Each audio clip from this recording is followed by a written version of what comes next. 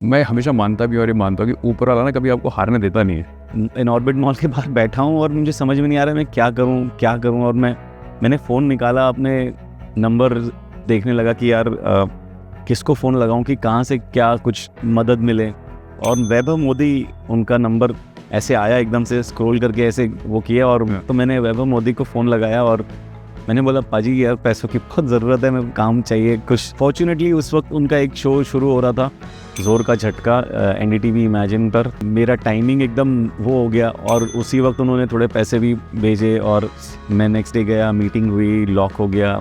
जब भी मैं पूरी तरह से टूट चुका होता हूँ, एक कहीं ना कहीं से कोई एक मदद ऐसी आ जाती है, एक होप आ जाती है और उसके बाद फिर थोड़ा सा आसरा और फिर थोड़े कुछ दिन ऐसे गुजर जाते हैं। मेरे ख्याल से ऊपर वाला उसने कभी निराश नहीं किया। ना मैंने जो आपकी लाइन लिखी थी कि आपको जीतने भी देता, हारने भी नहीं देता। यस, बिल्कुल सही बोला आपने वो।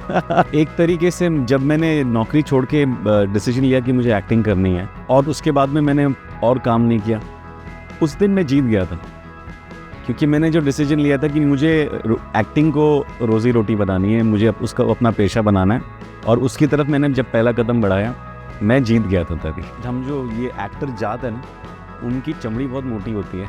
वो इसलिए होती है क्योंकि हम लोग ना रिजेक्शन बहुत फेस करते हैं और वो डेली बेसिस पे आपको मिलता है। जो कास्टिंग हो रही है या ऑडिशन हो रहा है वो आपकी काबिलियत का नहीं, आप उसमें फिट बैठते हुए यानी वो देख रहे हैं। ये समझने में वक्त लगता है आपको। जब तो शुरू में जब सिर्फ रिजेक्शन होता है ना, नॉट फिट, और कई बार ऑडिशन लेकिन कोई जवाब भी नहीं देता कि आपका हुआ, आप फ़ोन करते रहते हो हुआ क्या, और वो भड़क जाते हैं। अगर इतना सारा ना जब आपको कोई सुनेगा, आपके कानों में पड़ेगी ये बात कि आप फिट नहीं हैं या आप ने अच्छा काम नहीं किया, आप रिजेक्ट हो गए इसमें, तो वो आपको मानसिक तौर पे असर कर सकता है, लेकिन हमको नहीं करता। क्योंकि हमारी चमड़ी मोटी हो जाती है, फिर हमको लगता है कि यार ठीक है, आज नहीं हुआ है तो कल होगा।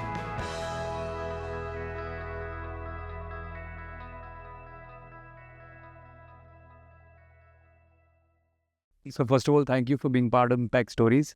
और मुझे लगता है सबसे पहले एक स्टार्ट जो किया, जो जर्नी तो स्टार्ट होता है, तो मैं चाहता हूँ अपनी जर्नी को आप सबसे पहले बताओ। बहुत ज़्यादा ही उतार चढ़ाव देखे लाइफ में, और बहुत मतलब मैंने लिव्ड अ वेरी, क्या कहूँ मैं, मतलब इतना कुछ एक्सपीरियंस किया है कि बड़ी मज़ेदार रही है लाइफ में। एक इसी बीच में ना एक सवाल आपसे पूछता हूँ। मुझे ना, जब मैं आपको एक पॉडकास्ट देख रहा था या पीछे का कोई इंटरव्यू देख रहा था, तो मुझे ना, मैंने सोचा था एक सवाल आपसे ज़रूर पूछूंगा। उसमें क्या होता है, आप अपने कुछ स्ट्रगल डेज के बारे में बता रहे थे, तो उसमें होता है, मेरा एक स्टेटमेंट है, मैं कहता हूँ कि कभी कभार ईश्वर आपको ऐसे सिचुएशन में डालता है कि वो आपको जीतने भी नहीं देता और हारने भी नहीं देता। ऐसा मुझे लगा आपकी स्टोरी में है। ऐसा है बिल्कुल। मतलब मुझे तो ऐसा लगा कि आ, ऐसा हुआ है मेरे साथ मैं में वही वही मैं जब देख रहा था, मुझे लगा ये सवाल मैं ज़रूर पूछूंगा। कि मैं जब 3 साल तक मैं ऑडिशन दे रहा था, और जब थक हार के, जब क्योंकि मैं जिन सारी सेविंग्स ख़त्म हो गई थी, नौकरी छोड़ छाड़ के जब मैंने ऑडिशन देना शुरू किया, तो वो जिन लोगों से मैं जितना उधार ले सकता था, कर्जा ले सकता था, वो सब ले चुका था। अच्छा, मैंने भी किया ऐसा। मुझे था यार, मतलब मैं तो डूब गया था कर्जों में। सेम। तो फिर मुझे मतलब फिर से कोई चारा नहीं था, मुझे दोबारा नौकरी करनी पड़ी।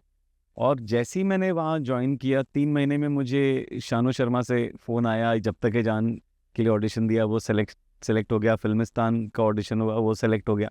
तो सडनली जब मैं थक हार के, जब मैं एक तितली के पीछे मैं भागलों की तरह भाग रहा था 3 साल तक, और जब मैं थक हार के बैठ गया, तो वो खुद अपने आप मेरे कंधे पे आकर बैठ गई। और उसके बाद लगा कि अब तो सब सही है, जब तक है जान जैसी फिल्म, फिल्मिस्तान जैसी फिल्म, और इतना सब कुछ उन दोनों फिल्मों को मिला, और मुझे उन दोनों फिल्मों से काफ़ी अप्रिसिएशन मिला का। तो मुझे लगा कि अब तो हो गया है। लेकिन फिर वो अ, वापस से एक मतलब लो फेज़ आया करियर में, फिर से वापस ऑडिशंस हो रहे हैं, फिर रिजेक्शंस हो रहे हैं, फिर काम कम हो रहा है, फिर लोग भूल रहे हैं, फिर सब कुछ हो गया। फिर किसी को पता ही नहीं कि कोई फिल्मिस्तान नाम की फिल्म भी थी।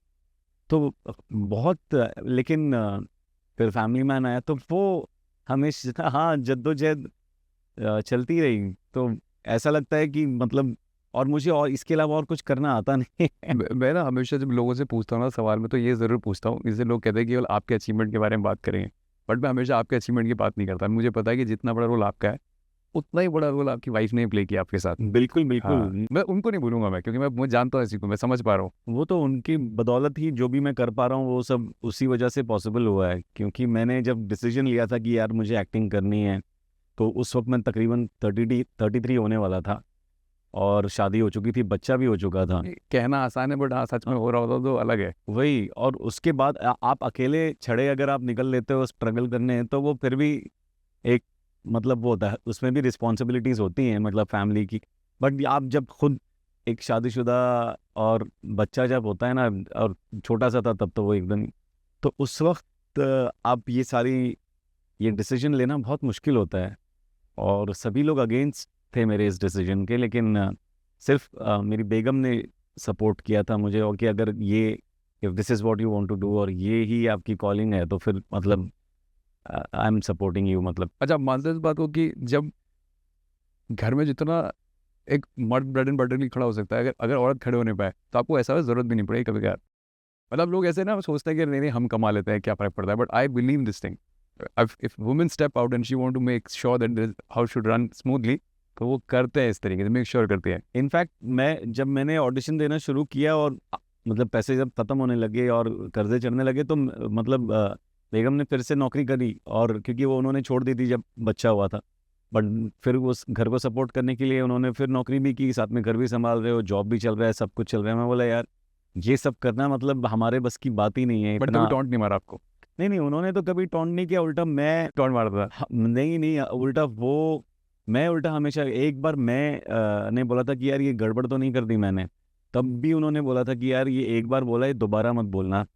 कि ये मतलब मैं उस दिन बोल रहा था कि यार ये अपना पैशन फॉलो करने के चक्कर में मैंने सबकी बैंड बजा दी, और कर्जे चढ़ गए, काम नहीं मिल रहा है और ये नहीं हो रहा है, और तो मुझे लग रहा है कि ये डिसीजन मेरा गलत हो गया। तब उन्होंने उस वक्त मुझे डांटा था कि ऐसे मत बोलना वापस कभी, क्योंकि ये सब जो हमने इतने सारे जो भी कुर्बानियाँ की हैं वो तुम्हारी अकेले की नहीं है, हाँ, और वो की हैं तुम्हारे लिए, और अगर तुम बोलोगे कि ये गलत है, तो फिर वो सारी कुर्बानी वेस्ट होगी, मतलब उसका मतलब कुछ इन सब वो कुर्बानी का कोई मतलब ही नहीं था। और एटलीस्ट इस बात का तुम्हें मतलब वो होना चाहिए, शुक्र मनाना चाहिए, या इस बात की तसल्ली होनी चाहिए कि एटलीस्ट कोशिश तो की। लोग अपने ड्रीम्स की तरफ जाने के लिए कोशिश भी नहीं करते हैं, तो तुमने कोशिश की, अब बाकी ये ऊपर वाले की मर्जी, हो रहा है नहीं हो रहा है या नहीं होगा जो भी होगा, बट एटलीस्ट तुमने अपनी तरफ से ट्राई तो अच्छा, किया। आपने मुझे ना एक मतलब मैं ऑब्वियसली यार वो रिसर्च करके आते हैं चीज़ें देखते हैं, तो उसमें आप एक ना एक बात बता रहे थे, ऑर्बिट मॉल के आसपास की कोई बात बता रहे थे, ऑर्बिट मॉल जब आपका लोएस्ट टाइम चल रहा था, तो ना उसमें ना मुझे एक बात ये मैं हमेशा मानता भी और ये मानता हूँ कि ऊपर वाला ना कभी आपको हारने देता नहीं वही है। है ना। और आपको मतलब आप पास में वापस मुड़ के देखोगे ना, तो आपको लगेगा ना ब्लेसिंग होती है साथ में, बिलीव करो ना करो, है पर तो बहुत है, मैं तो ये मानता हूँ कि मतलब ऊपर वाला है, और वो कोई कहीं है नहीं है, एक बट फिर भी चल रहा है सपोर्ट अपने है साथ। हाँ, मतलब वहां से, क्योंकि मुझे अगले दिन पता नहीं था कि क्या मतलब बट खाना बताओगे, कहाँ से किस्सा आएगा। बताओगे आप क्या था वो? हाँ हाँ, वही, मतलब कि अगले दिन का राशन कहाँ से आएगा वो मुझे पता नहीं था। और मैं बहुत मतलब इन ऑर्बिट मॉल के बाहर बैठा हूँ और मुझे समझ में नहीं आ रहा है मैं क्या करूँ क्या करूँ। और मैंने फ़ोन निकाला, अपने नंबर देखने लगा कि यार किसको फ़ोन लगाऊं कि कहाँ से क्या कुछ मतलब हाँ, मदद मिले। और वैभव मोदी नाम का मेरे एक दोस्त हैं दोस्त, जो हाँ। एनटीवी में हम साथ में काम करते थे, मैंने उनका नंबर ऐसे आया एकदम से स्क्रॉल करके ऐसे वो किया, और हाँ। वैभव मोदी के आसपास में आया, तो मैंने वैभव मोदी को फ़ोन लगाया और मैंने बोला पाजी यार पैसों की बहुत ज़रूरत है, मैं काम चाहिए कुछ मतलब तो फॉर्चुनेटली उस वक्त उनका एक शो शुरू हो रहा था, जोर का झटका, एनडीटीवी इमेजिन पर, और उसके लिए अर्जेंटीना जाना था, और वहाँ पे फील्ड के लिए एक राइटर की ज़रूरत थी।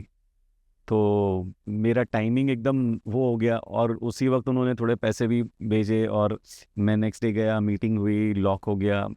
और इस तरीके से मतलब जब मैं एकदम जब भी मैं पूरी तरह से टूट चुका होता हूँ, एक कहीं ना कहीं से कोई एक मदद ऐसी आ जाती है, एक होप आ जाती है, और उसके बाद फिर थोड़ा सा आसरा, और फिर थोड़े कुछ दिन ऐसे गुजर जाते हैं, फिर कुछ डाउन आता है, लेकिन फिर वापस।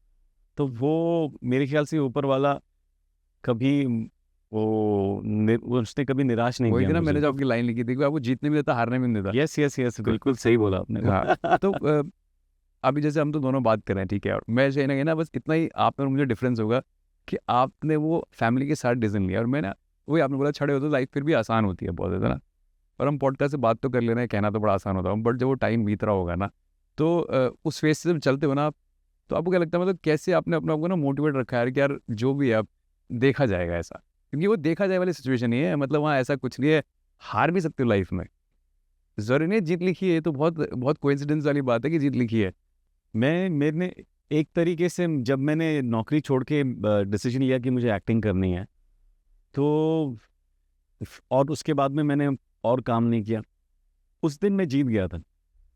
क्योंकि मैंने जो डिसीजन लिया था कि मुझे एक्टिंग को रोज़ी रोटी बनानी है, मुझे उसका अपना पेशा बनाना है, और उसकी तरफ मैंने जब पहला कदम बढ़ाया, मैं जीत गया था तभी।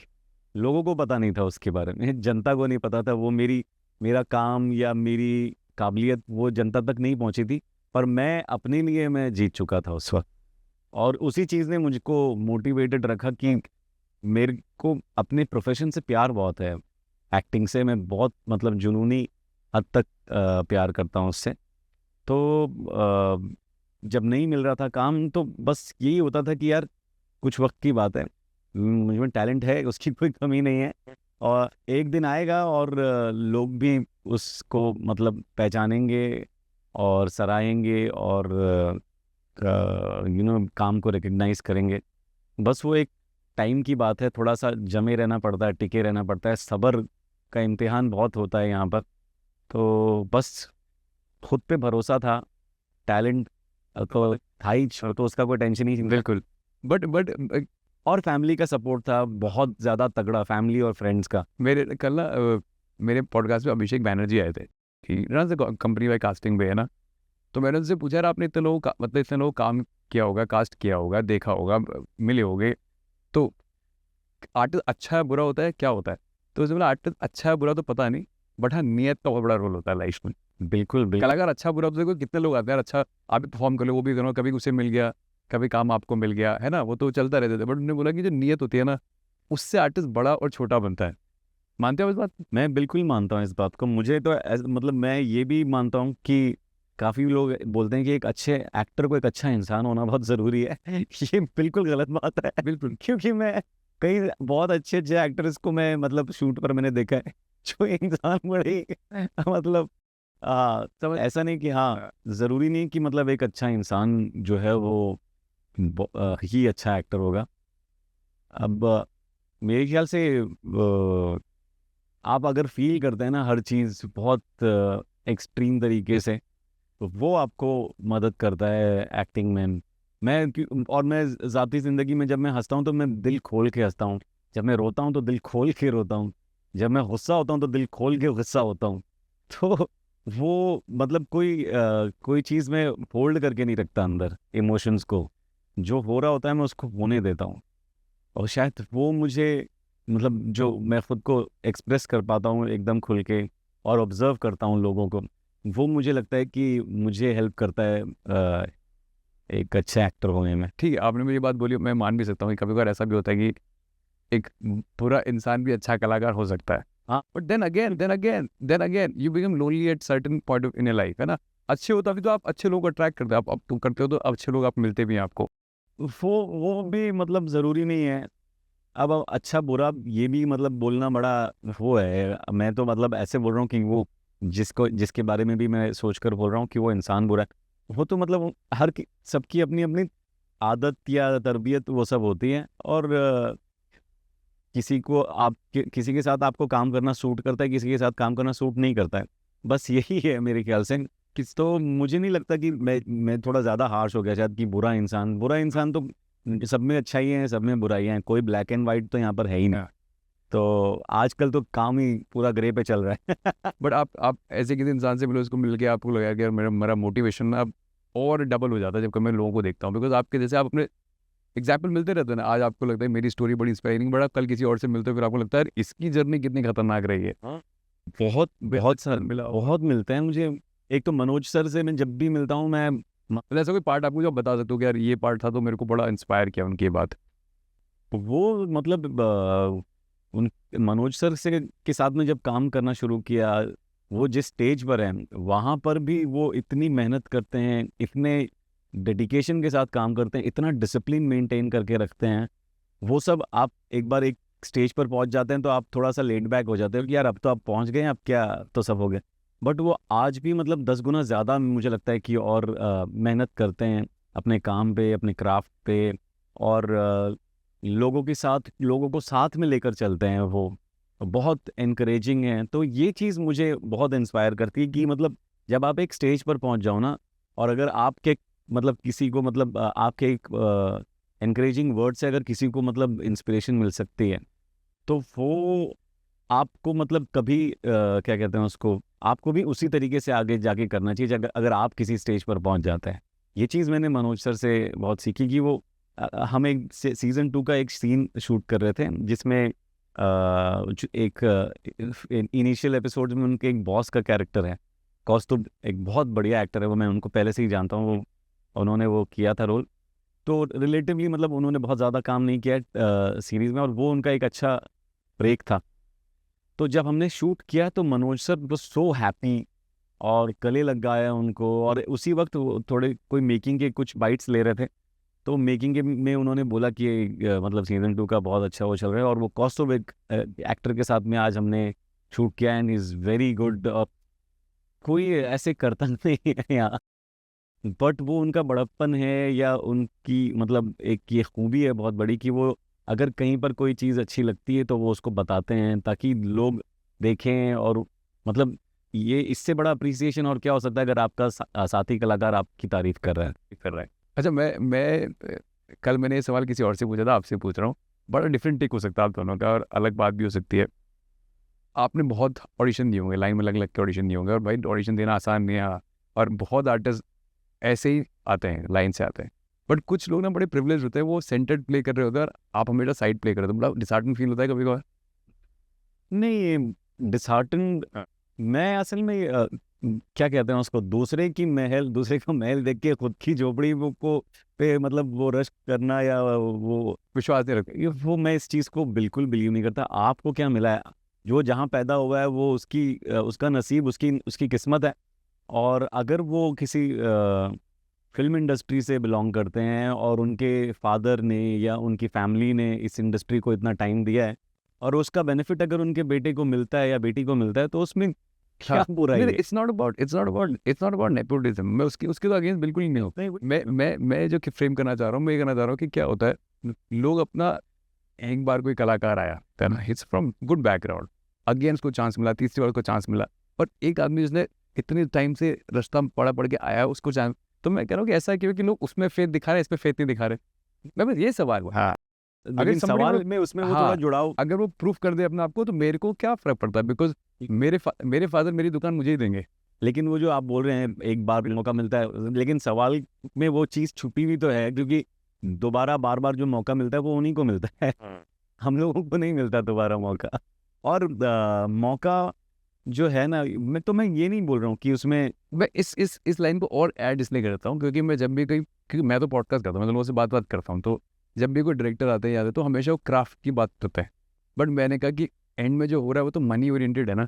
आप फिल्म कितना बड़ा करेगी उस हिसाब से आप कास्ट डिसाइड कर रहे हैं। तो मैं कह रहा हूँ ये तो मुझे थोड़ा डिसहार्टनिंग लगता है।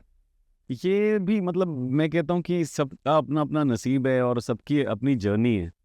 कोई एक एक शेर है बहुत बड़े फेमस शायर का, कि किसी को घर से निकलते ही मिल गई मंजिल, किसी को घर से निकलते ही मिल गई मंजिल, कोई हमारी तरह उम्र भर सफर में रहा। तो मतलब अब अब इसके अंदर आपका कोई वो नहीं है कि इसकी कुंडली कहीं मैच हो गई, सितारे जब मतलब बस इसको मिला, उसको मिला है वो। हाँ, जिसको मिला है उसको मिला है, और वो उसको जो जहाँ पर भी है ना, वो उसका हक है। बट ऐसे लोग तो बहुत हैं जो अपनी कुटिया को ही बड़ा वो करते हैं कि यार उसका महल है, मेरी कुटिया है, मुझे तो भाई ये लग रहा है कि मुझे भी महल मिलना चाहिए। हाँ, ऐसे लोग हैं अब जिनकी जो सोच है वो हम बदल तो नहीं सकते, लेकिन जिसकी कुटिया है, अगर अपनी कुटिया में खुश रहेगा तो मुझे लगता है कि कुटिया से फिर वो उसका पक्का मकान बनेगा, पक्के मकान से फिर वो थोड़े बड़े घर में जाएगा, फिर ऊपर एक माला और बन जाएगा। तो वो अगर जो मिलता है उसमें अगर आप खुश रहते हैं ना, तो फिर वो आपके काम में भी रिफ्लेक्ट करता है, और वो लोग भी देखते हैं, और आप फिर वो और चीज़ें अट्रैक्ट करता है, अच्छी चीज़ें। मैं थोड़ा सा पॉजिटिव एटीट्यूड वाला शायद बंदा आप हूँ। पॉजिटिव, इसलिए आपका एक इंसिडेंट जब आपने बोला कि मुझे जब मैं तरला के लिए जब गया था तो मुझे पता था मेरी एक्ट्रेस कौन है, को एक्ट्रेस कौन है ना। फिर किसी ने बताया हुमा ऋषि प्लेइंग द रोल, आपने बोला मेरे साथ क्यों काम करेंगे, है ना। हाँ, आई एम जस्ट न्यू कमर, ऐसा ना है। बट देखो ना, अच्छा होता है तो रास्ते भी अच्छे ही बन जाते हैं। हाँ वही तो। हाँ, और हुमा, जब हम लोग की पहली मीटिंग हुई, हमने पहली बार जब रीडिंग की, तो इतना मजा आया हुमा के साथ काम करके, जो मैं सोच रहा था यार पता नहीं कैसी होगी, खड़ूस सी होगी यार। थॉट प्रोसेस पहले। हाँ बट वो बहुत she is a sweet heart, मतलब, और मुझे तो मतलब एक बहुत अच्छी दोस्त मिली तरला के जरिए हुमा के अंदर। और बहुत ही मतलब ज़बरदस्त इंसान, बहुत ही कमाल की को एक्टर, बहुत ही बेहतरीन एक्ट्रेस। तो मुझे तो बहुत मज़ा आया। तो ये होता है कि यार जब कोई अच्छी चीज़ आपको आ रही होती है ना सामने, तो फिर ऐसा लगता है कि यार ये हो पाएगा कि नहीं हो पाएगा। भले आप कितने भी पॉजिटिव अप्रोच के साथ अपनी ज़िंदगी जीते हो, लेकिन थोड़ा बहुत हैं तो सब इंसान ही है। जैसे आप मुझे आपको देख के भी लग रहा है, आप स्माइल भी करके बात करते हो, मुझे लगता है आप पॉजिटिव इंसान तो बहुत है लाइफ। हाँ हाँ। बट लोग कहते हैं यार पॉजिटिव होने का मतलब ये नहीं कि उसका लो पॉइंट नहीं आता। लो पॉइंट तो बहुत आए लाइफ में, काफ़ी ज़्यादा, मतलब मोटिवेशन में गलत वे में ले लेते हैं। मोटिवेशन होना मतलब कि आप दोबारा खड़ा होना जानते हो लाइफ में, है ना। मोटिवेशन का मतलब ये नहीं है कि उस आदमी का कभी लो पीरियड नहीं आ सकता। नहीं नहीं, अरे लो तो मैंने अपनी ज़िंदगी में बहुत लो देखे हैं। और ख़ासकर जब वो फिल्मिस्तान के बाद का जो लो फेज़ था, वो बहुत ज़्यादा मतलब दुखदायक था एकदम, क्योंकि उसके पहले मैं जब 3 साल तक ऑडिशंस दे रहा था, तो मैंने कुछ देखा नहीं था, मतलब कोई कोई काम नहीं मिला था। पूरे 3 साल तक मैंने सैकड़ों ऑडिशन दिए, और उसमें एक ऐड मिला मुझे 3 साल में, और एक शॉर्ट फिल्म की जिसके पैसे नहीं मिले थे। तो ये 2 चीज़ें हुई थी, और कुछ नहीं हुआ था, सिर्फ ऑडिशंस ऑडिशंस ऑडिशंस चल रहे थे। तो वो तब मुझे इतना ये नहीं था कि ठीक है स्ट्रगल है, शुरुआत है, ये सब तो हो गई। लेकिन जब तक है जान आई, फिर उसके बाद में फिल्मिस्तान आई, तो मुझे लगा कि यार अब तो सब कुछ सेट हो गया ना। बट उसके बाद में भी फिर से जब वो आया, वो बहुत ज़्यादा मुश्किल वाला टाइम था, क्योंकि जब आपने थोड़ी सी सक्सेस टेस्ट की है, देखी होती है। हाँ, क्योंकि फिल्मिस्तान बड़ी भले ही कोई बहुत बड़ी सक्सेस नहीं थी, लेकिन लोगों ने उसे देखा था, सराहा था, नेशनल अवार्ड मिला था फिल्म को, बेस्ट हिंदी फिल्म का। मैं सारे अवार्ड्स में नॉमिनेट हुआ था, मुझे स्क्रीन अवार्ड मिला भी था best actor in a comic role के लिए, फिल्मिस्तान के लिए। तो वो सारी, और हम फेस्टिवल्स के राउंड्स जब हमने किए थे फिल्मिस्तान के, उस वक्त जो फिल्म को अप्रिसिएशन मिला था, उसके बाद में तो मैंने सोचा ही नहीं था कि, मैं तो बस दुआ कर रहा था जल्दी से ये रिलीज हो जाए और उसके बाद गाड़ी पटरी पे आ जाएगी। बट वैसा हुआ नहीं, तो बड़ा अजीब लगा कि यार ये ऐसा क्यों हो रहा है मेरे साथ। अब और क्या करूं, क्या करके दिखा दो यार कि मतलब जिससे मतलब आपको समझ में आए कि मैं अच्छा काम कर सकता हूँ। तो लेकिन पता नहीं वो डेस्टिनी थी या टाइम था, क्या था उस वक्त, या ऊपर वाला मुझे थोड़ा और मतलब तपाना चाहता था। वो भी मैं मानता हूँ, इस बात को होता है। शायद वो आपको ये बताना चाह रहे होते हैं कि सही चीज़ की सही कीमत क्या होती है। हो सकता है, या हो सकता है मैं उस वक्त भी उतना तैयार नहीं था। तैयार नहीं था, बिल्कुल। मतलब मैं इसलिए बोल पा रहा हूँ, मैं अपनी लाइफ में भी ये देखता हूँ चीज़ें ना, ऐसा होता है कि आपको लगता है कि आज मुझे मिलना चाहिए, है ना। लगता है ना कि यार मेरे साथ आज क्यों नहीं हो रहा है। बट शायद उनको होता है जब तुझे मिल जाएगा ना, तब तुझे संभाल नहीं पाएगा, तेरे साथ ऐसा कर रहा हूँ मैं आज। Correct correct. हो सकता है कि अगर उस वक्त फिल्मिस्तान के वक्त ऐसी कामयाबी मिल तो क्या जाती, पता आपको तो संभालने शायद ना आती। मैं, हाँ, वो मैं उसको क्या संभाल पता नहीं हंस के नहीं पाता। बात कर, हाँ, अंकित हाँ, बताता थोड़ी देर कॉफी पे गया था। हाँ, उसने मुझे बहुत और ज्यादा ग्राउंड पे डाल, मतलब ग्राउंड के नीचे लेकर आ गए। मतलब मुझे लगता है कि रियलिटी चेक और आईना हमेशा आपके सामने होना चाहिए। जैसे एक बार मैं उनसे क्या नाम है, शेखर सुमन सर से बात करा था। तो उन्होंने बोला कि परछाई कभी साथ नहीं छोड़ती और आईना कभी झूठ नहीं बोलता। बढ़िया। तो ये इसका मतलब उन्होंने बोला कि परछाई आपके साथ चलता आपको रहेगा पता, ये मेरे साथ तो रहेगी हमेशा, और आईना आपको हमेशा दिखाता रहेगी ये है तू, कभी बदल मत जाना भूल से। मानते इस बात को बहुत आप? बढ़िया बात बोली है, हाँ हाँ बिल्कुल, एब्सोल्युटली। मेरे मेरे डैड फिल्म जर्नलिस्ट था, बिल्कुल। तो वो मायापुरी में एक कॉलम लिखते थे जिसका नाम था दर्पण झूठ ना बोले। दर्पण झूठ न बोले। तो मुझे अभी भी याद है वो, और उसमें जो भी फिल्मी इंफॉर्मेशन गॉस और वो सब होता था, लेकिन जो भी तो वो मेरे डैड लिखा करते थे। रखते हो आप रखते हो रियलिटी चेक? हाँ हाँ बिल्कुल, रियलिटी चेक तो मैं मतलब 24 घंटे ऑन रहता है उसका, मुझे कोई वहम नहीं है किसी भी चीज़ की, कोई खुशफहमी नहीं है मैं कहाँ पहुँचा हूँ या मैं क्या कर रहा हूँ या मैं मतलब अभी किस लेवल पे काम हो रहा है, वो सब मुझे पता है। और अभी मुझे बहुत दूर जाना है ये भी मुझे पता है, और मैं जितना डिज़र्व करता हूँ उससे उस मतलब उसका भी मुझे मतलब बहुत कम मिला है, तो मैं I deserve a lot more, तो वो भी मुझे पता है। एक बार मेरे साथ ऐसा हुआ है, जब आपको क्या होता है यार, आप मजबूर तो होते ही हो, तो आप बहुत पैसा लेते रहते हो, है ना, यार दोस्त भाई तू मदद कर दे, तू मदद कर, तू मदद कर। बट सम पॉइंट ना आपके अंदर एक आवाज़ होती है कि यार कब तक लेता रहूंगा, है ना। आप अच्छे होते हो, आप बहुत अच्छे होते हो इंसान, आपको होता है मांगना आता नहीं है बट मांगना पड़ रहा है। उस वो जो मजबूरी होता है ना उस समय, तो मैं कहता हूँ कैसे तब भी होप रखनी चाहिए कि यार लाइफ बदलती है, वो समय भी चला जाएगा, वो फेज भी चला जाएगा, वो पैसा भी वापस हो जाएगा। उस समय आदमी को लगता है कि कितना लोएश है, कितना गिर गया हो, कि अब मुझे मांगना ही पड़ रहा है। मेरे साथ खुद के साथ हुआ है। मैंने इनफैक्ट अभी एक फिल्म की है जिसमें जो मेरा कैरेक्टर है वो उसी फेज से गुजर रहा है जैसे मैं गुजर रहा था जब काम की तलाश में हूँ। देखो लिखा होता है पहले से, देखो होता है इसीलिए कुछ ना कुछ कहीं आगे लगना होता है वो। तो और वो अब दोस्तों से हमेशा उधार ले लेके अपनी लाइफ चला रहा है, और अभी एक कुछ नया बिजनेस स्टार्ट करना चाहता है जिससे वो अपने एक फ्रेंड से मिलने को वो जा रहा है, और उस फ्रेंड को पता चल जाता है और अब वो उसे सपोर्ट करता नहीं, उसे सपोर्ट नहीं कर, वो उसे मतलब टरकाना चाहता है क्योंकि ऑलरेडी उसके ऊपर 5-6 लाख वो ले चुका है, अभी और कहाँ कितना दूंगा फिर। तो वो एक कॉमेडी फिल्म है, लेकिन जब मैं उसकी स्क्रिप्ट सुन रहा था ना तो मैं बहुत ज़्यादा थी कॉमेडी, लेकिन मैं उल्टा इमोशनल हो रहा था, मुझे अपनी बातें याद आ रही थी। और कि अगर आप मतलब अगर उल्टा पैसे मांगना मतलब एक है बहुत बड़ा, और वो भी जो खुददार आदमी हो। हाँ, और अगर और आप पैसे सिर्फ उन्हीं से मांग सकते हो जिनके आप सामने पूरे नंगे हो सकते हो, और वो आपके दोस्तों के अलावा और कोई नहीं होता। और फिर भी ऐसा लगता है ना कि देखो कि उसे लगेगा कि यार मतलब कब होगा वापस ये सब पैसा ना, कि उस बंदे के माइंड में तो हमेशा रहता है ना कि यार दे तो दूंगा।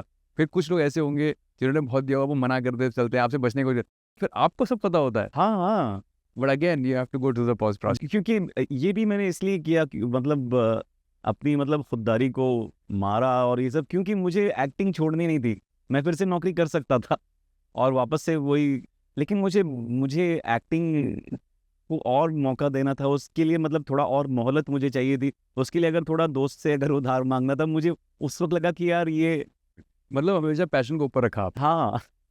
और मतलब और मेरे दोस्तों ने बहुत सपोर्ट किया, मुझे बहुत सपोर्ट किया।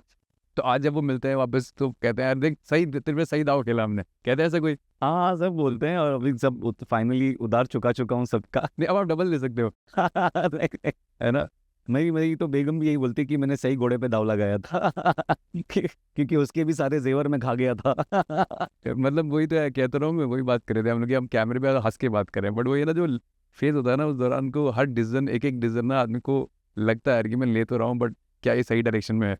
सही में उस वक्त बड़ा मुश्किल होता है, लेकिन ना मुझे लगता है कि मदद मांगने से आप छोटे होते नहीं हो। तो ये लोग देखो आपको अगर पता होता है मेरी नीयत साफ है, मैं इसे वापस जरूर करूंगा, तो हम जद्दोजहद तो रहेगी, हाँ, तो फिर वो लगता है कि वो नीयत ना ऊपर वाला जरूर देख रहा होता है। फिर वो और वो फिर चीज़ें अपने आप कुछ होने लगती हैं आसपास उसके, और आपकी नीयत से बहुत कुछ अच्छा मैटर करता है। आज आपके पास कोई बच्चा आएगा जिसको जो सिमिलर आपकी सिचुएशन में गुजर रहा होगा और वो रिस्क लेने को रेडी होगा, तो आप उसे क्या एडवाइस दोगे वैसे? मैं तो उसको बोलूँगा भाई वापस चला जाए। क्यों, ऐसा क्यों? अगर वो एक इंसान के डिस्करेज करने से, अगर वो बोलता है कि यार मैं तो अगर ये एक्टर है जो मतलब यहाँ पर जो भी अच्छा काम कर रहा है और वो बोल रहा है कि चला जा, तो मैं तो इस इंडस्ट्री में जाऊंगा ही नहीं। तो अगर वो डिस्करेज हो गया यानी कि वो इस इंडस्ट्री के लिए बना ही नहीं था। या फेलियर लिखा है। नहीं, फेलियर नहीं, उसके अंदर उतना जज्बा ही नहीं है। अगर आपके अंदर वाकई जुनून है, इस इंडस्ट्री में तभी आना चाहिए जब वो पागलपन की हद तक आपके अंदर इस पेशे को लेकर जुनून है, तब जाके ही आप कुछ करते हो या कुछ बन पाते हो या नहीं भी बन पाते हो। लेकिन इस इंडस्ट्री में अगर रहना है तो वो थोड़ा जुनून चाहिए, थोड़ा आपको एक जिद चाहिए ही चाहिए। अगर आप सिर्फ वो करने के लिए आ रहे हो कि यार थोड़ा फेम मिलेगा या पैसे मिलेंगे या मतलब लड़कियों का अटेंशन मिलेगा, तो अगर बहुत बहुत मेरे कॉलेज के टाइम पे मेरा एक दोस्त ने ऐसा मुझे बोला था कि यार मैं तो एक्टिंग करने जा रहा हूँ क्योंकि मेरे को मतलब ना हाँ, थोड़ा अटेंशन मिलेगा। अटेंशन मिलेगा मस्त। तो मुझे अभी भी वो हमेशा याद रहता है कि यार ये और उसका कुछ हुआ नहीं था। क्योंकि इस बात से ना मुझे ये बात भी आ रही फिर अगेन, क्योंकि कल ही पॉडकास्ट में मुझे बहुत सारी बातें सुनने को मिली। तो वहाँ पे क्या होता है ना, वो अभिषेक बैनर्जी सेड कि when I was in college, तो उनके ना टीचर थे जिन्होंने उनको इतना ट्रेन किया उस समय, है ना, जो थिएटर करो, तो उन्होंने बोला कि यार सर, हर सवाल पूछता ना बंदा कि सर आप क्यों नहीं गए, हमें तो आप बोलो तैयार करो, आप क्यों नहीं गए। तो मतलब कहने के मुझे लगा कि मेरे में वो हिम्मत नहीं है। एक टीचर भी ऐसा बोल सकता है, सोचो। बिल्कुल बिल्कुल। तो शायद ये है, मतलब आपकी जो बात है बैटल ग्राउंड तो है। आपको अपने हथियारों के साथ उतरना पड़ता है और अच्छे से सारे तलवारों की धार तेज करके आना पड़ता है, क्योंकि बहुत आगे की जो बहुत कठिन है डगर पनगर की। क्योंकि अभी भी कुछ नहीं है ना, देखो क्या पता आगे काम ना मिले। हाँ, क्योंकि मेंटल बैटल वहाँ खत्म नहीं हुई है, आगे भी प्रिपरेशन क्या पता करनी पड़े। बहुत बहुत ज़्यादा प्रिपरेशन की ज़रूरत है। क्या ये फियर रहता है आपको कभी कि वैसा होगी अब यार मुझे आगे काम ना मिले? तो ये फियर रहता है, बिल्कुल रहता है। इस वजह से मैं अभी भी बहुत मेहनत से हर, और इस वजह से नहीं क्योंकि मुझे तो पसंद है, मैं तो मतलब मैं तो करना चाहता हूँ, तो मैं हर काम उतने ही दिल से करता हूँ जितना मैं 10 साल पहले करता था, उतनी ही शिद्दत के साथ मैं आज भी करता हूँ। तो लेकिन वो डर रहता है क्योंकि इतना सारा काम हो रहा है, और जितना सारा काम हो रहा है उतने ही लोग आ रहे हैं, और लोगों का अटेंशन स्पैन, एक अगर कुछ महीनों तक आपका कुछ काम नहीं आता तो लोग पूछते हैं अरे किधर है, अब आजकल कुछ आ नहीं रहा। यार हम थोड़ी कोई मतलब हर बट ऐसे रिलेटिव भी तो सक्सेस के साथ प्रॉब्लम ये भी बताते हैं, ऐसे रिलेटिव ऐसे दोस्त भी मिलते हैं टॉन्ट मारना शुरू कर देते हैं, भाई यार तो बड़े दिन देखा नहीं यार, क्या कर रहा है आजकल, खाली बैठा है क्या आजकल, ऐसे कैसे टैकल करते हैं उन्हें, कैसे टैकल करते हैं आप? उनको टैकल करने की आपको मतलब हाँ, वो तो कोई प्रॉब्लम ही नहीं है उसको मतलब इन चीज़ों को इग्नोर करना चाहिए। जो जानबूझ के टॉन्ट कर रहे हैं या जो मतलब इल तरीके से मतलब टॉन्ट कर रहे हैं, उनको तो इग्नोर ही करना चाहिए। बिल्कुल। और जो मस्ती कर रहे हैं उनके साथ में आप भी फिर मस्ती कर सकते हैं। तो मुझे कोई बोल भी रहा था कि क्या होता है, पैशन ऐसे होता है कि वो मदमस्त हाथी हो, इस पे लोग कुत्ते भौंके पत्थर मारे कोई साथ दे, और हाथी को बोलता है उसे तो चाल पता है अपनी, उसे चलना आता है, बस और कुछ नहीं है। आपको अपना फोकस हमेशा मतलब बरकरार रखना चाहिए, ताकि मतलब दूसरे अप्रिसिएशन पे, हाँ अप्रिसिएशन और रिजेक्शन पे ज़्यादा नजर ना जाए तो बहुत अच्छा है। एक तो हमको ना, हम जो ये एक्टर जात है ना, उनकी चमड़ी बहुत मोटी होती है। तो हाथी की चमड़ी होगी ना। वो तो पता नहीं, लेकिन हाँ। वो इसलिए होती है क्योंकि हम लोग ना रिजेक्शन बहुत फेस करते हैं, और वो डेली बेसिस पे आपको मिलता है। आप दरवाज़ा खोलते हैं और वहाँ से आवाज़ आती है नॉट फिट। वो सुन के मतलब ना, भले उसके पीछे क्योंकि आप उस किरदार की तरह नहीं लगते हैं, और वो जो आप वो ढूंढ रहे हैं वो है, ये सोच समझने में आपको वक्त लगता है कि अरे जो कास्टिंग हो रही है या ऑडिशन हो रहा है वो आपकी काबिलियत का नहीं, आप उसमें फिट बैठते हुए यानी वो देख रहे हैं, ये समझने में वक्त लगता है आपको। जब तो शुरू में जब सिर्फ रिजेक्शन रिजेक्शन होते हैं ना, नॉट फिट, नहीं हुआ, और सॉरी यार, और कई बार ऑडिशन लेके कोई जवाब भी नहीं देता कि आपका हुआ, आप फोन करते रहते हो हुआ क्या हुआ क्या, और वो भड़क जाते हैं, अरे होएगा तो बताएंगे ना। तो वो इतनी सारी आप मतलब जब मैंने आपको बोला 3 साल तक मैंने रिजेक्शंस फेस किए, तो अगर इतना सारा ना, जब आपको कोई सुनेगा, आपके कानों में पड़ेगी ये बात कि आप फिट नहीं है या आप ने अच्छा काम नहीं किया, आप रिजेक्ट हो गए इसमें, तो वो आपको मानसिक तौर पे असर कर सकता है, लेकिन हम वो नहीं करता। क्योंकि हमारी चमड़ी मोटी हो जाती है, फिर हमको लगता है कि यार ठीक है, आज नहीं हुआ है तो कल होगा, और कल नहीं हुआ तो परसों होगा, लेकिन होगा जरूर, किधर जाएगा भाग के। कभी ऐसा हुआ है कि आपको कोई कोई सीनियर एक्टर मिला आपके साथ ही लाइन में, और आपको कभी काम ना मिला तो आपको लगा यार इसे नहीं मिला तो मुझे कैसे मिलेगा? ये वही जैसे कि यहाँ पे सबकी अपनी जर्नी है। ऐसा हुआ था, मतलब मैं एक फिल्म के ऑडिशन पर मैं जा रहा था, और वहाँ पर एक मेरे से मतलब काफ़ी नोन एक्टर वहाँ पर बैठे थे, सेम कपड़े पहन के, और बोले अरे यार ये भी बैठा है इधर पे। ऐसा होता है, बिल्कुल बहुत बार होता है ऐसा। वो उस वक्त के लिए थॉट आया, लेकिन जब मैंने ऑडिशन दिया तो फिर वो थॉट चला गया। जब कैमरा ऑन होता है तो फिर वो सारी चीज़ें पीछे हट जाती हैं। और मुझे तो ऑडिशंस देना बहुत अच्छा लगता था। वो जो 3 साल थे, भले उसमें मैंने कुछ कमाया नहीं, फाइनेंशियली पूरी तरह से मैं टूट चुका था, लेकिन ऑडिशंस के दौरान मैंने इतना कुछ सीखा, क्योंकि मेरी कोई ट्रेनिंग नहीं है ना, मैंने फिल्म स्कूल में कोई गया हूँ, ना कोई एक्टिंग स्कूल गया हूँ, ना ड्रामा किया है, ना मेरा थिएटर बैकग्राउंड है, मैंने तो कुछ भी नहीं किया है। तो मैंने जो भी सीखा है ऑडिशंस के दौरान सीखा है, कुछ नहीं सीखा। तो ऑडिशंस मेरा रियाज थे। मैं ऑडिशंस, जब मुझे ऑडिशन मिलता था, एक दिन में 2 जगह जाना है, तो मैं ऐसा होता था कि मुझे 2 काम मिले हैं आज, मैं उस जज्बे के साथ में बाहर निकलता था कि आज मुझे 2 अलग-अलग कैरेक्टर प्ले करने मिल रहे हैं, आज तो मतलब मचा डालूँगा मैं। और वैसे करके मैं ऑडिशन पर जाता था और मैं बहुत सीखता था उन ऑडिशंस के दौरान। तो मेरे लिए तो ऑडिशन मेरा रियाज़ रहे हैं। मतलब I am very much surprised, आपने कोई ट्रेनिंग ली बट फिर भी आपने you you set the benchmark, okay ये तो मैंने कर लिया, देख लो। हाँ यार, पता नहीं मतलब जब मैं ये कर सकता हूँ कि बोल सकता हूँ मैं कि जब मैं एमटीवी में काम करता था एज़ राइटर, तो वो लोग मुझसे एक्टिंग करवाया करते थे। That is different thing, but हाँ, हाँ अगेन लेकिन वो ऐसी ही थी मस्ती वाली कि वो कोई कभी कैमरे सरदार का बन सामने गए। आके फेस करना वो भी एक अपने आप में एक नई ट्रेनिंग है। वो तो जिस तरीके से ये इनफैक्ट जब मैंने ऑडिशन देना शुरू किया, तो मुझे एक एमटीवी के ही एक एक्स कलीग ने मुझे वो कोई ऐड, वो उस वक्त कोई ऐड के लिए कास्टिंग कर रहा था, तो उसने मुझे बुलाया और मैंने ऑडिशन दिया। तो उसने बोला, अरे यार ये एमटीवी वाले ना खाली एमटीवी में ही चलते हैं। वो मुझे आज भी याद है। ये यहाँ पे ऑडिशन देना उतना आसान नहीं है। और उसने बहुत मतलब बहुत ब्लेटेंटली बोल दिया था ऐसे, बिना ये सोचे कि मतलब मैं मुझ पर क्या असर पड़ेगा। लेकिन अ, तब मैंने फिर अपने ऊपर और मेहनत करनी शुरू की। मैंने उस चीज़ को नेगेटिवली नहीं लिया और उसको मैंने फिर अपने पे और मेहनत करनी शुरू की। और जब मैं ऑडिशन देता था तो मैं और उसमें और फोकस रह के करता था। इनफैक्ट एक बार ऐसा हुआ था कि एक ऑडिशन था कि एक ऐड का, कोई एंटीवायरस ब्रांड का। और वहाँ जब हम ऑडिशन देते हैं तो पीछे और 4-5 लोग भी होते हैं लाइन में, जिनका हाँ आप जाएंगे फिर वो ऑडिशन देंगे।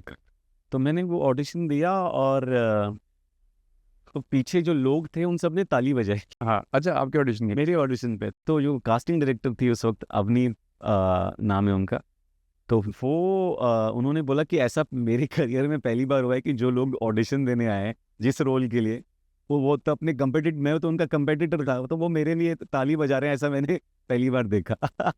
तो वो मेरे लिए बहुत बड़ा मतलब अप्रिसिएशन था मेरे लिए, बहुत क्या कहेंगे उसको, एनर्जी बूस्टर था वो मेरे लिए। लेकिन वो भी मुझे मिला नहीं। तालियां वालियां मिल के, लेकिन वो ऑडिशन फिर भी मुझे नहीं मिला, तो वो एड में मैं रिजेक्ट हो गया था।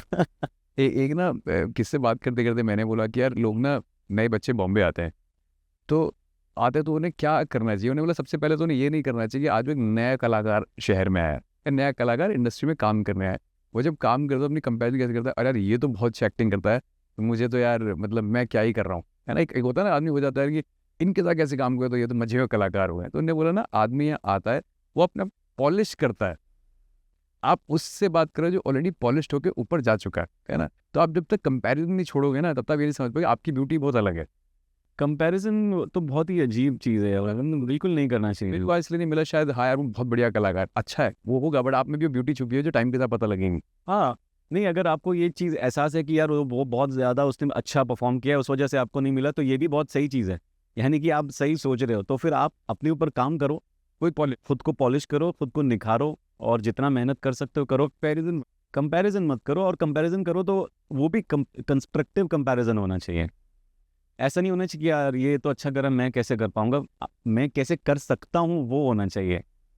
तो आपको अगर खामियां पता हैं तो उनको फिर ठीक करने की आपको कोशिश करनी चाहिए। मेरे मेरे इसमें एक लाइन है, मैं वो आपसे पूछूंगा।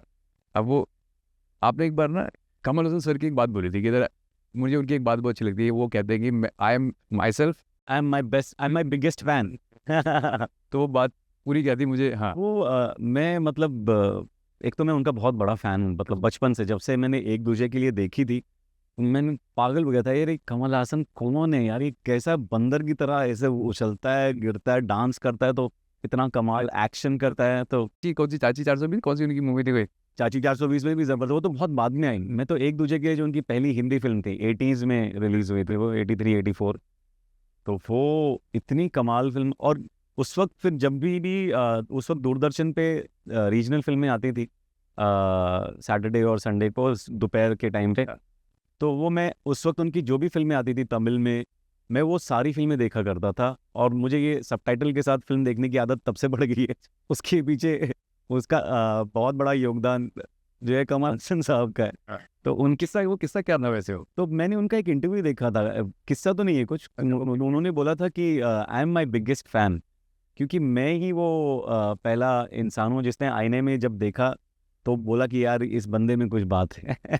और वो मेरे ख्याल से बहुत ज़रूरी है कि आपको अपना वर्थ या आपको खुद वो पता होना चाहिए और आपको खुद पे भरोसा होना चाहिए, क्योंकि अगर आप खुद पे भरोसा नहीं करेंगे तो दूसरा और सामने वाला आपके पर क्यों मतलब भरोसा करेगा। मतलब आप कलाकार अच्छे बुरे हो तो ठीक है, बट अपना चेयर लीडर होना बहुत ज़रूरी है। हाँ हाँ, खुद का चीयर लीडर होना तो ये बहुत बहुत ही ज़रूरी है इस इंडस्ट्री में खासकर, क्योंकि आपके लिए और कोई नहीं बोलेगा सिवाय आपके।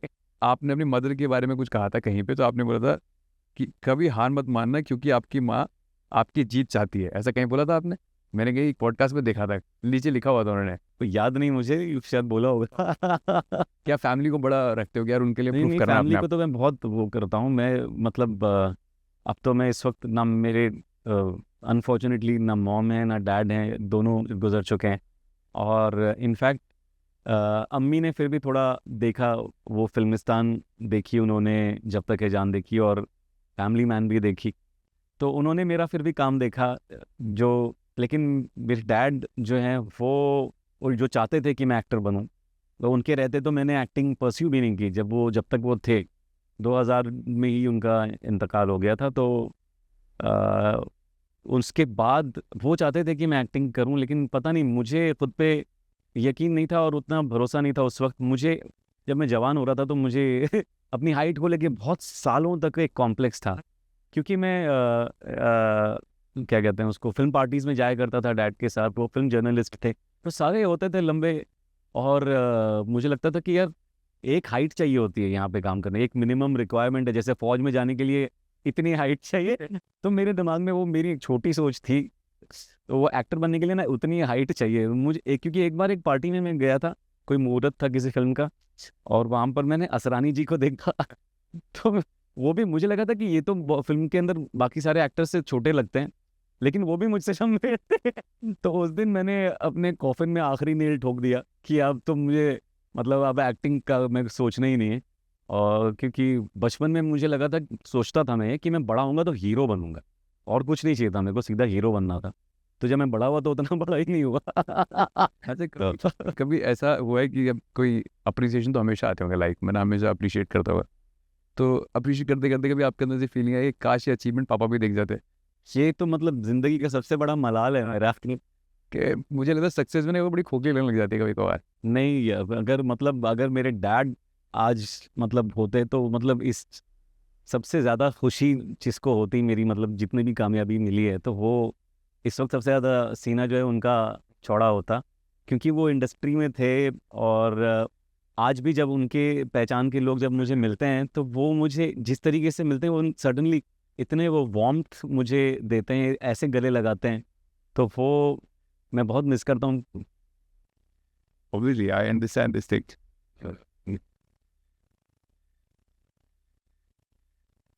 ये तो ब्यूटी है, तो अच्छी बात है, आंसू निकलते हैं इसका मतलब वो है अंदर, पता है आपके, वो अंदर है अभी भी, जिसे निकलना बहुत ज़रूरी है।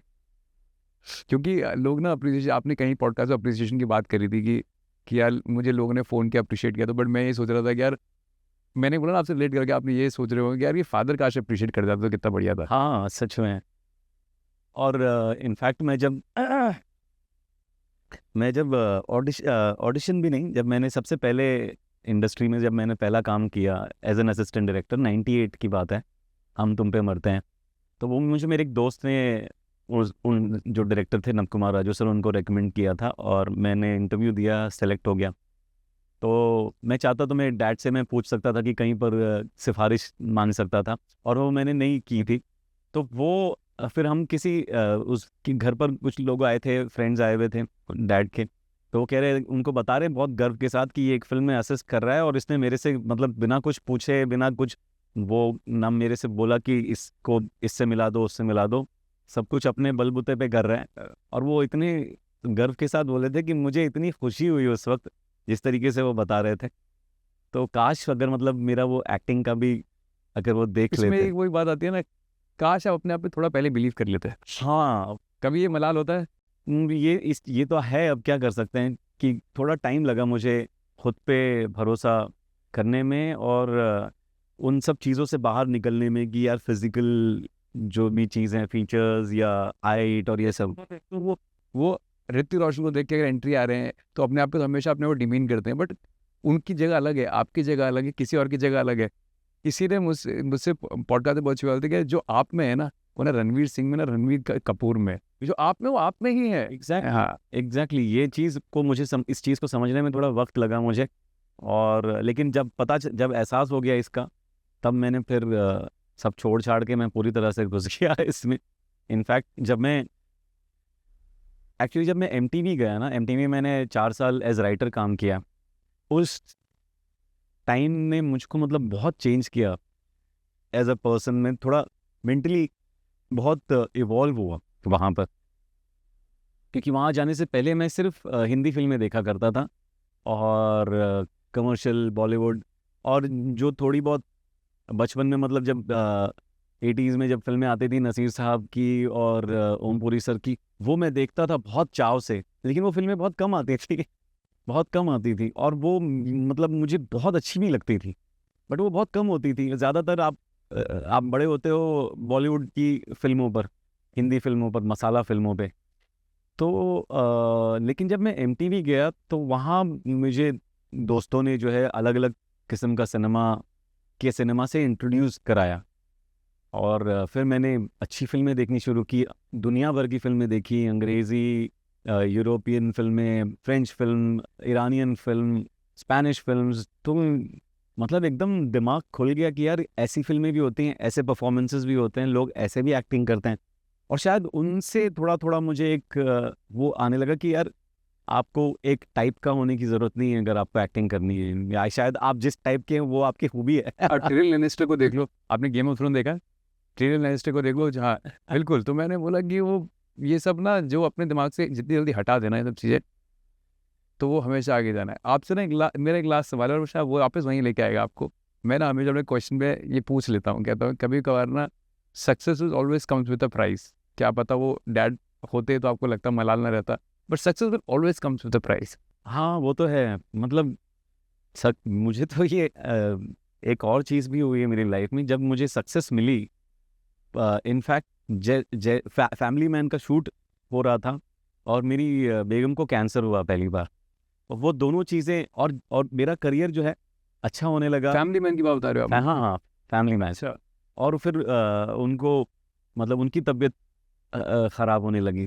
तो एक चीज़ अच्छी हो रही थी और एक चीज़ ऐसी वो मेरे साथ में जैसे कि कामयाबी मिली, लेकिन हमारे घर की मतलब दुनिया पूरी बदल गई एकदम से। फिर हमको 10 रेस्ट्रिक्शंस के साथ में जीना पड़ा। लेकिन बेगम वो इतनी स्ट्रांग है और इतनी मतलब जब हमको उनकी क्या कहते हैं उसको, हमको उनको संभालना चाहिए था, वो हमको संभाल रही थी कि अरे घबराओ मत, सब सही हो जाएगा, सब ठीक हो जाएगा।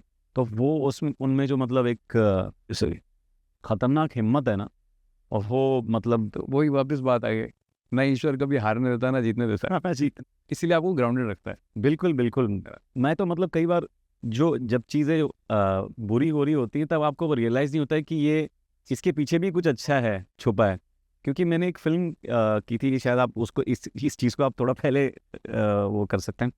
जब मैं ऑडिशंस दे रहा था बहुत सारे, और एक कुछ 2-2.5 साल के ऑडिशंस के बाद में एक फ़िल्म मुझे मिली थी, चलो दिल्ली उसका नाम था। मेरे बहुत अच्छे दोस्त हैं शशांक शाह, वो डायरेक्टर थे उस फिल्म के। और मैंने ऑडिशन दिया था, एक सीन वाला रोल था, और वो सीन जो करना था वो अक्षय कुमार साहब के साथ करना था। तो मैं तो मतलब एकदम यार एक सीन है अक्षय कुमार सर के साथ में, मैं तो मतलब ऐसा परफॉर्म करूँगा कि वो फिर मतलब वो भी खुश हो जाएंगे, सब खुश हो जाएंगे, और ये हो जाएगा वो हो जाएगा। और मैंने अपने सपने बनाने शुरू कर दिए। और जयपुर में शूट था, मैं लोकेशन पर हम पहुँचे, और फिर कॉस्ट्यूम वॉस्ट्यूम पहन के रेडी वैन में बैठे, सब मेकअप भी हो गया। 1 घंटा हो गया, 2 घंटा हो गया, उतना वो तो चलता ही है, 2-3 घंटा तो बहुत आम है। पर मतलब फिर काफ़ी आधा दिन निकल गया वैन में बैठे बैठे। फिर तो एक AD आया और उसने बोला कि सर वो लाइट जा रही है अभी, और अक्षय सर का सारा काम जो है हमको एक ही दिन में करना है, और तो आपका जो सीन है ना वो सीन ही हम डिलीट कर रहे हैं। शूट मतलब मुझे लगा कि यार ऐसा क्या नसीब हो सकता है कि शूट पर पहुंच के मैं रेडी बैठा हूँ और वो भी कर लिया, उसके बाद में मतलब शूट नहीं हुआ, मतलब इतना नसीब कैसे वो हो सकता है। तो उस वक्त मैं बहुत रोया था कि यार ये क्या है, मतलब इसके पीछे क्या रीज़न है। फिर मुझे लगता है कि यार वो छोटा रोल था शायद, ऊपर वाला मेरे को बड़े रोल देना चाहता था, जब तक है जान, फिल्मिस्तान और तो मतलब ऐसा लगता है कि उस वक्त शायद लगता है कि ये चीज़ सही नहीं, लेकिन ऊपर वाला आपके लिए और बड़ी चीज़ें मतलब कर रहा है। आज देख के अपने फ्यूचर को कोसना शुरू मत करो, कल मेरा नहीं बनेगा। बिल्कुल, बिल्कुल। और मुझे लगता है कि मैं वहाँ तक पहुँचा वो भी बहुत बड़ी बात है। कई लोग तो सेट पर पहुँच भी नहीं पाते हैं। वही। Thank you so much, thank you for being part of the impact stories. बहुत मजा आपसे बात कर, हमने इसलिए रोक लिया क्योंकि